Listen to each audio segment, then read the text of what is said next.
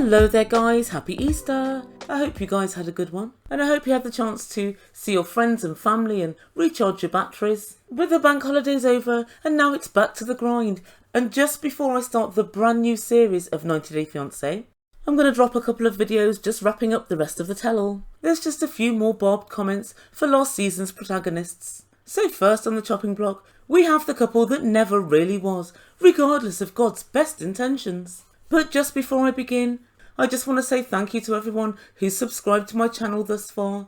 But if you've yet to do it, consider subscribing to the Ebird family. It's fun over here. Just press that big red subscribe button, and also if you enjoy the video, please don't forget to smash the like button. And if you don't want to miss any of my content going forward, especially for the new season, please don't forget to hit the notification bell. Thanks guys. Right, so without further ado, I give you Ben and Mahogany. So guys, Ben has actually peacocked his way around this tell-all thus far. He's acting as if he's some old wise man, with pearls of wisdom for some, and chastisements for others. Ben, F off, you're one of the most malevolent human beings known to man. Fact. And so far, Ben has given us 1. Shit analogies about lions and gazelles. Ben, it's lionesses that hunt, not lions. Number 2, he's accused all of the men of the tell-all for not sticking up for themselves.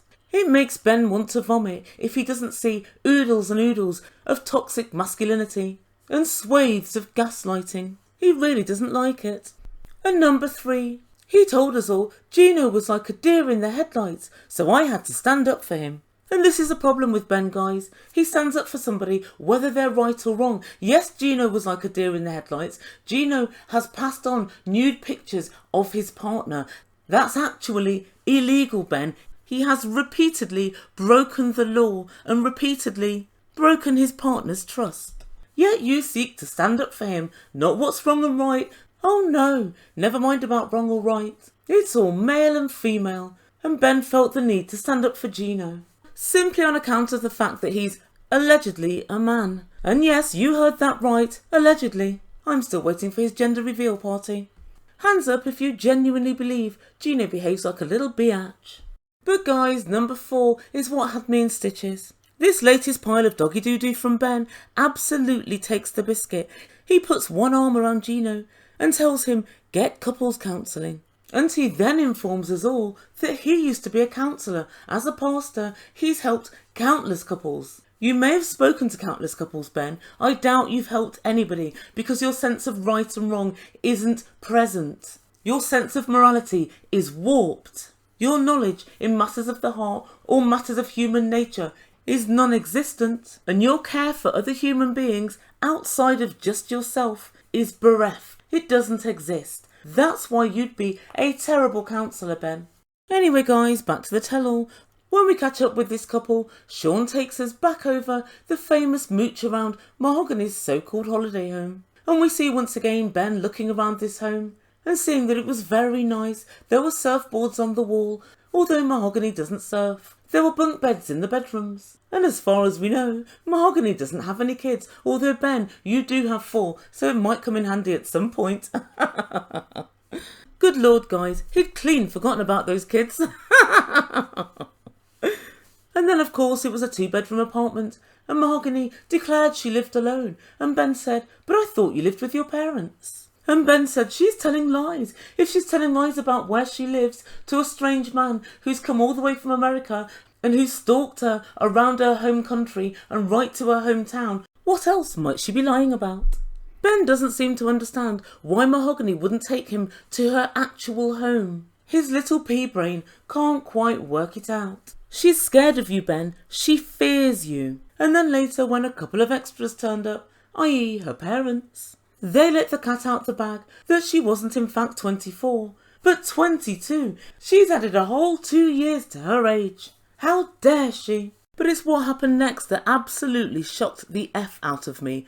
And guys, I really couldn't get my breath. And Hamza, who I can only deduce didn't watch the series, because of course it's in English, asked, why didn't you meet him at the airport, Mahogany? An international superstar and class clown. Sojaboy said, yes, that's exactly my question. My question to you, Sojaboy, is why can I still see you?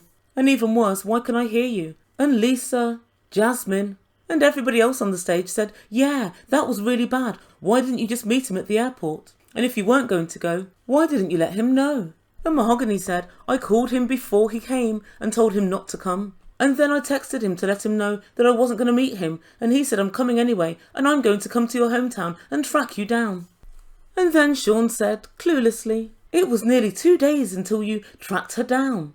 Nobody seems to realise he shouldn't have gone. You don't track a child down who's told you, I don't want to see you, I don't want you to come to Peru. But Sean doesn't seem to realise this, and nor does anybody. Is it just me who sees how wrong this was of Ben? And then Sean said, what about Mahogany's age? And Mahogany said, well, it was just 1 year older than I said I was. And Sean said, if you'd have known her real age, Ben, would you have still pursued the relationship? And Ben said, oh, I don't know. Ben, yes you would, because you're craven. Ben, yes you would, because you're a desperado who just wanted to meet up with a fit, much younger than yourself, girl. Guys, when Hamza told Memphis that he was 2 years older, everybody at that point agreed, it's no big deal. Memphis, why are you making such a big deal out of it? But it would seem when it comes to Ben and Mahogany, the same exact indiscretion turned into crime of the century. She put a year or two, who knows, onto her age. When I was younger, I always used to do that, mainly so I could drink and get into bars. But nevertheless, quite often when I met guys, I put a few years on my age. And then when I passed 35, I take a couple of years off my age. People quite often do that. I don't see why there's all this big hoo-ha about Mahogany's age. Kids do things like that. It happens. Men quite often alter their height and their bank balance. Women alter their age and their filters. If you've never met somebody and either exaggerated or omitted information, please let me know down below. And at this point, this tell-all is one big walking talking double standard. Ben refused to admit why it would make such a difference to him just 2 years. But we all know, because she's now younger than your eldest child, and that makes you look like a predator, and that's why there's the big problem. But no one seems to mention this. Nobody bar the Ebird. And then we welcome to the stage Jessica. And Sean lets everybody know that this is Ben's friend, who Gino was talking to. And Jessica said, my first question is, did you love Ben? And Mhog said, there was some interest, but he's 53 and I needed to meet with him or know him some more before I could possibly say. And so Jessica said, then why did you ask him for $1,000? And Mahogany said, I don't understand this. I asked to borrow $1,000 and I wanted to give it back. And Ben said, no. Ben, why do you never say this? And Ben was quiet. Guys, for what it's worth, I believe her. Otherwise, Ben would have been very quick to say, oh no, I didn't lend it to you. You asked me for a gift. And Ben decided to answer his own question, which was it worth it? And he said, all of the months we were talking, less than 3 months, Ben, less than 3, it was worth it to me. It was money well spent. Money well lent, Ben. Money well lent, you mean, not spent. And they talk about why he didn't speak to Mahogany over video chat before he met her. And Ben said it was because she was shy. And Jess said, I've stalked you on your social media, and you've got loads of provocative photos. And you portray yourself promiscuously for all of the internet to see, so I don't buy it that you were shy. How do you portray yourself promiscuously unless you're having sex, Jessica? All Mahogany did was what all kids seem to do these days. And as adults can't really get our heads around it, but we know it happens because we see it everywhere. They document the whole of their lives all over social media. The beach, the gym, whatever it might be, that's what they do. It's a generational difference that we have to just accept and get used to. But again, everyone's in agreement and everyone thinks you weren't shy. It doesn't have to be that she was shy, guys. She just didn't want to actually video chat with him. That's her right. And when it came down to it, she didn't want to see him either. That's also her right. She's a child. And so, guys, what happened next quite surprised me. Ben lets us know he went back to Peru after he last left Mahogany. And we see him in Peru and he's filming himself on his iPhone. And he says, I have questions that I need to be answered. But then immediately contradicts himself by saying, we've both agreed to start over, to ignore what's happened and start afresh. Which is it, Ben? And so, of course, when he arrives yet again, Mhog didn't bother to meet him and he had to track her down. Ben, for the love of God, get the message. Guys, at this point, I think we need to switch Ben off and on again and see if he works better next time. Ben tells his iPhone I'm still in love with her, and finally I caught up with her on the beach, and we had a big heart-to-heart. I let her have it, and finally she told me that she's in love with me. And apparently they're back together. Everyone in the audience started to clap, and Sean said, "Are you guys clapping?" And Ben said yes, because everybody loves love. And Kim, who's still got to be in a bonnet over what Ben said about her and Sojaboy, said, "Ben, she's running game on you so bad." And if that's true, if a 22-year-old can run game on a 53-year-old, then shame on you, that's all I can say. But then, finally, we have a voice of reason, and good goddamn, it's from Jasmine, of all people. And she said, "Ben, she let you know that she didn't want you to come, and then you came. You chased her around the island, and you're 53, and she's 23, and for me, it's giving me Predator vibes." And everybody went completely silent. And that told me everything I need to know. People secretly agree with it, but don't want to say because it is such a harsh assessment. But it's not completely untrue. But Mahogany's watching the screen this whole time, and she looks mightily unhappy. And she said, "I had no idea that he was filming. He said I'm going to come back this time with no cameras. But it seems like he was secretly filming me the whole time." And guys, I can just imagine, Ben knew that he was going to come across really badly, so he wanted to get back with Mahogany and really validate what his narrative was and coerce her into saying "I love you" so that he could get that for the camera, because he didn't want the ending of his segment to be her trying to get out the car and get away from him, as of course it was. He wanted his own alternative ending, which was "we're now in love and everything's fine." And he needed to capture that on camera to have us all believe it. But guys, I don't really. We know very well from TLC what a bit of crafty editing can do. And Mahogany maintains, "Ben, you're a liar." And then we come back to Jessica, who's clearly in this for her 15 minutes of fame. And she asks Mahogany, "What were you in this relationship for?" And Mahogany said, "I don't want to cause trouble between you and Ben, so I don't really want to answer that. Ben told me that you love to stay in the drama. You're a married woman and you should have respect for your husband." And Jessica said, "What drama? What are you talking about?" And Ben jumped in super quickly and said, "This is the drama. This is what she means." Ben, how could this be what she means? Because she didn't even know this was going to happen. Guys, I have every reason to believe that Ben theorised with Mahogany, that Jessica contacted Gino first. And that's the drama that I think he speaks of. I did always find it fairly strange that Ben would contact Jessica first, because how did he even know what her name was or how to find her?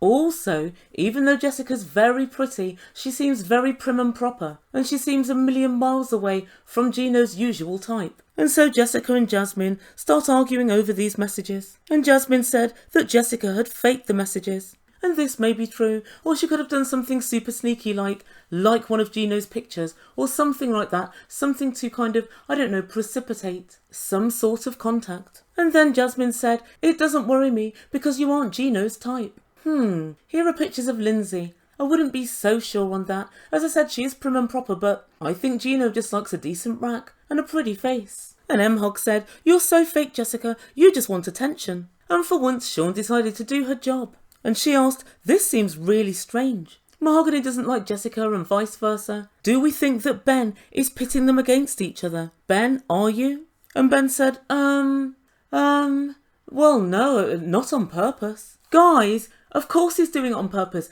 Ben is never ever stuck for words. And Jessica then goes absolutely wild at Ben, and she fires off on him. And she calls him a delusional narcissist. Guys, she's big mad. She's big mad. I think she knows that she was colluding with Ben to try and get a little bit more screen time. But little did she realise Ben has been crap-mouthing her to Mahogany. And now Mahogany's let the cat out the bag. She is not at all happy. And then Sean asked, "Ben, are you and Mahogany back together?" And Ben said very definitively, yes we are. And he seemed very proud of himself. She then asked Mahogany, and she said, well, not at the moment. I think it's going to take time. We still don't really know each other." Oh dearie me, Ben, none of this has worked out for you, has it? And guys, I think they were back together. Kind of. But I think for two reasons. One reason is probably TLC wanted them to stay together, you know, for the tell-all. But I think the main reason was she maybe had second thoughts about Ben, but now she's realised that Ben was secretly filming her the whole time, just like weirdos do. She's not having any of it. And Sean said to Jessica, "Is there anything that you want to say to Ben?" And she said, "Before I address Ben, I want to say to Mahogany, I'm very, very sorry. After hearing both sides, I realise that you are in fact the victim and not Ben. Ben's been telling me that you've been playing him and that he's so in love with you and that he's heartbroken. But I now realise that Ben is two-faced, and I hope that you see this too, because I'll never ever forget it. And Ben said, Jessica, what's the issue? The issue is, Ben, she's realised that you're a shit talker and a liar. And Jessica said, you're a fraud and a narcissist. You're as thirsty as all hell. And you're a shit friend. You've been shit-talking me, and now I have no sympathy for you whatsoever. And from this day going forward, any loyalty from me to you is gone. And guys, that's where we finish the segment. So where does this leave us? Well, I think it's clear my point of view is that Ben is a grifter and a liar. He fancied Mahogany, and Mahogany was lukewarm at best. And he tried to force and push this relationship on her again and again. He refused to take no for an answer. Did Mahogany lie about where she lived? Maybe, but it's very obvious why. She was worried about taking him to her home, as well she might be, because he's a stalker. Did she lie about her age? Yes, she did. Whether it's 1 year or 2, to me it's infinitesimal. It's no big deal. It's what kids do. If you're going to date people 30 years younger than you, you're going to have to realise that they behave not as a fully fledged adult. I'm not saying she's an absolute child, but she's not exactly a mature 22-year-old now, is she? And finally, the questions that Sean should have but didn't ask. Firstly, Ben, why did you go to Peru when Mahogany had told you she didn't want you to go? Why did you still arrive there? 2, why is this 1 or 2 year age difference such a problem to you? 3, can you not understand why she wouldn't want to take you, an unknown man 30 years her senior, to her home? Also, why did you film Mahogany secretly? What was the thought process behind that? What did you hope to achieve? And finally, Ben, why were you arrested and taken to jail for a night? That wasn't covered at all, guys. Very, very strange. And so guys, let me know in comments down below what you wanted to hear from Sean, what she should have asked. And don't forget, I'm still going to do my Ben's 50 red flags. I still plan to roast him because he totally deserves it. So look out for that later this week. And also please go to my community page where you can find a poll regarding my social media content for the upcoming season of 90 Day Fiancé. Guys, I need you to cast your vote. Guys, please don't forget to like and subscribe and all of that good stuff. And I'll be back very soon. Thank you so much for listening. You've been listening to Ebird Online, and I bid you good day.